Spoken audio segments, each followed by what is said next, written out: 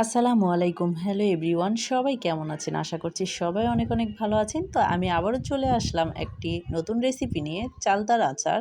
তো কার কার ভালো লাগে জানি না। আমার তো পার্সোনালি আগে কখনোই ভালো লাগতো না, যেগুলো আমি বাইরের বাজার থেকে কিনে খাইতাম। তো এখন আমি যখন বাসায় করি তখন আর বাহিরেরটা আমার একটুও মজা লাগে না। তো আমার এইভাবে আচার করলে খুবই মজা লাগে আর খুব ভালো লাগে। তো প্রথমে আমি ছোট ছোট টুকরো করে কেটে সিদ্ধ বসিয়ে দিলাম, ধুয়ে নিয়েছি।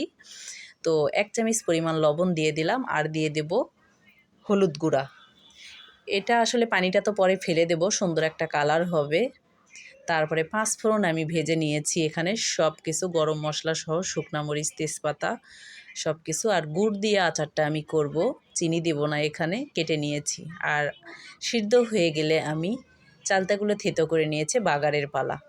তো আমি এখানে তেলের ভিতরে আসলে এখানে সয়াবিন তেল আমি ইউজ করেছি। আপনারা চাইলে সরিষার তেল ব্যবহার করবেন। যেহেতু আচারটা আমি খুব তাড়াতাড়ি খেয়ে ফেলবো, এই জন্যই আমি রান্নার তেল ইউজ করেছি। আর আপনারা বেশি দিন সংরক্ষণ করতে চাইলে তাহলে আপনারা সরিষার তেল এখানে ব্যবহার করবেন। আমি একটি তেজপাতা আর আস্ত জিরিয়া দিয়েছি।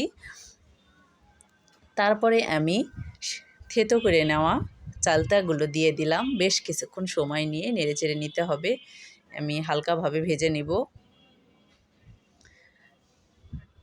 তো চালতাগুলো কিন্তু আমি আসলে যখন আমি থেতো করে নিয়েছি, এটা সুবিধা হয়, এখানে কোনো বাজে স্মেল থাকে না। অনেকেই আসলে একটা কেমন যেন গন্ধ গন্ধ লাগে, এই জিনিসটা চালতার ফ্লেভারটা অনেকেই নিতে পারেন না।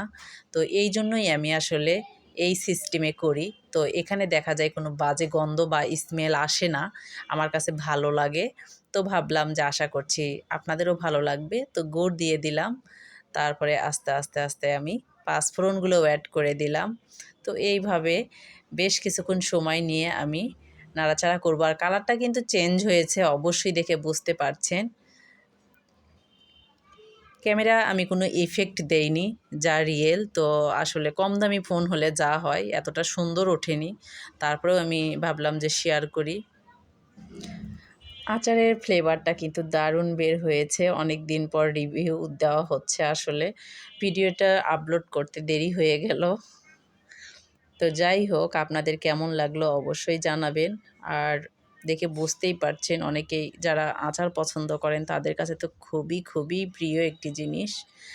আর ছোটদের তো বিশেষ করে আরও বেশি ভালো লাগে।